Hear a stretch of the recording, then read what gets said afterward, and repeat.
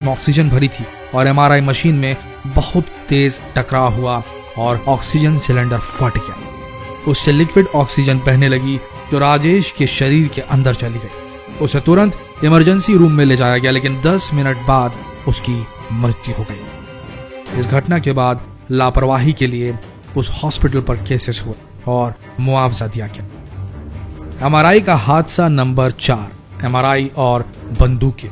बात सन 2013 की है। एक पुलिस ऑफिसर अमेरिका में इलिनॉइस के ग्रामीण इलाके में एक मेडिकल बिल्डिंग में चोरी की जांच कर रहे थे। जब वे एमआरआई रूम में पहुंचे, अनायास ही पहुंचे वो, तभी अचानक उनका सर्विस रिवॉल्वर एमआरआई मशीन ने खींच लिया। काफी कोशिशों के बाद भी उस रिवॉल्वर को नहीं निकाला जा सका। उसे तभी निकाला जा सका जब उस मशीन के निर्माता को संपर्क किया गया। 2013 में हुई पुलिस अफसर के साथ ये घटना पहली नहीं थी। 2009 में भी इसी तरह की घटना हुई थी। एक अफसर अपनी मां से मिलने के लिए एमआरआई रूम गए थे, तभी उनकी रिवॉल्वर भी एमआरआई मशीन द्वारा खींच ली गई थी। इस घटना में उनका हाथ भी फंस गया था, लेकिन वो किसी तरह अपने हाथ को निकाल पाए थे, लेकिन उनका हथियार कई घंटों तक वहीं फंसा रह गया था। इसी तरह 2006 में न्यूयॉर्क में एक पुलिस ऑफिसर के साथ एक घटना घटी थी।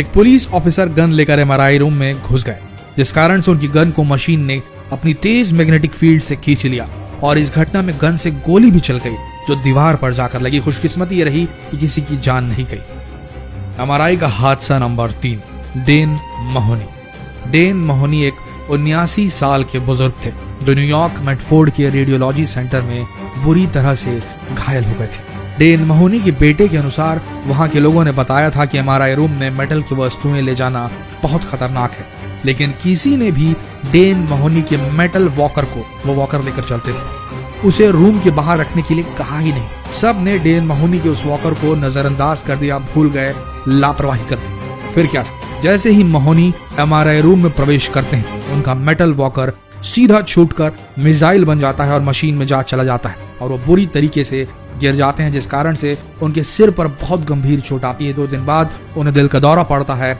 और ठीक 2 महीने बाद उनकी मृत्यु हो जाती है। बाद में महोनी के परिवार को उस हॉस्पिटल द्वारा मुआवजा दिया जाता है। एमआरआई का हादसा नंबर 2, माइकल कोलंबिनी। यह घटना 2001 में न्यूयॉर्क शहर के वेस्ट चेस्टर मेडिकल सेंटर में घटी। माइकल कोलंबिनी 6 साल का बच्चा था जिसके ब्रेन में एक ट्यूमर था और उसकी हाल ही में सर्जरी हुई थी और सर्जरी की प्रोग्रेस देखने के लिए, जो हीलिंग हुई थी उसको चेक करने के लिए एमआरआई कराने की नसीहत दी गई थी। सर्जरी होने के बाद उसे एमआरआई रूम में ले जाया गया ताकि उसकी जांच हो सके। जैसे ही एमआरआई मशीन को चालू किया गया, तभी वहां पर एक ऑक्सीजन सिलेंडर रखा हुआ था जिसे एमआरआई मशीन ने 20 से 30 फीट प्रति सेकंड के हिसाब से तेज गति से खींचा। वो सिलेंडर उस बच्चे के सिर पर जोर से जाके लगा, जिस कारण उसके सर पर कई फ्रैक्चर आए। उसके मस्तिष्क को काफी चोटें पहुंची। उस बच्चे ने दम तोड़ दिया। एमआरआई के हादसा नंबर 1, मुंबई का हादसा। यह घटना 2014 के एक मुंबई के हॉस्पिटल की है। स्वामी रमैया, जो कि एक तकनीकी सहायक थे, वे एमआरआई मशीन को स्कैन के लिए तैयार कर रहे थे, तभी उन्होंने वार्ड बॉय सुनील जाधव को ऑक्सीजन मास्क लाने के लिए कहा। सुनील वहां पर नया लगा था, नया कर्मचारी था, इसलिए उसे एमआरआई रूम के बारे में ज्यादा पता नहीं था, उसे रूल्स रेगुलेशन नहीं पता थे। लेकिन सुनील को सुनने में गलती हुई कि ऑक्सीजन मास्क लाना है या ऑक्सीजन टैंक।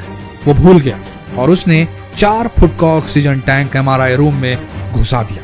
जैसे ही सुनील मशीन के पास गया, मशीन ने पूरी ताकत के साथ उस सिलेंडर को अपनी ओर खींच लिया, जिस कारण से सुनील और रमैया एमआरआई मशीन और सिलेंडर के बीच बुरी तरीके से फंस गए।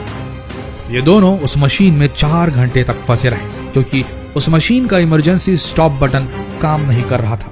इस घटना में जाधव के कंधे फ्रैक्चर हुए और रमैया की किडनी डैमेज हो गई और इंटरनल ब्लीडिंग शुरू हो गई। वहां के लोगों ने बताया कि उस सिलेंडर को निकालने के लिए रस्सियों का सहारा भी लिया गया, लेकिन जब तक उस मशीन के टेक्नीशियन नहीं आए तब तक उसे निकाला नहीं जा सका। बाद में उन दोनों का इलाज उसी अस्पताल में हुआ और उन्हें मुआवजा भी दिया गया।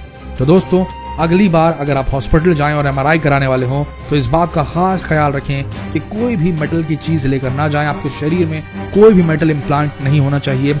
एमआरआई सेफ मटेरियल से जो इम्प्लांट होंगे वही सेफ रहेंगे, अन्यथा नहीं। इस बात का खास ख्याल रखें। जितना हो सके इस वीडियो को शेयर करें, फेसबुक पर शेयर करें, व्हाट्सएप पर शेयर करें। न जाने कब आपको एमआरआई की जरूरत पड़ जाए। तो तो मिलते हैं अगले वीडियो में, तब तक के लिए बने रहिए हमारे इस दिलचस्प पेज के साथ, जिसमें आने वाले दिनों में कुछ बहुत ही रोचक वीडियोस डलने वाले हैं। तो अभी फॉलो कीजिए इस पेज को। धन्यवाद।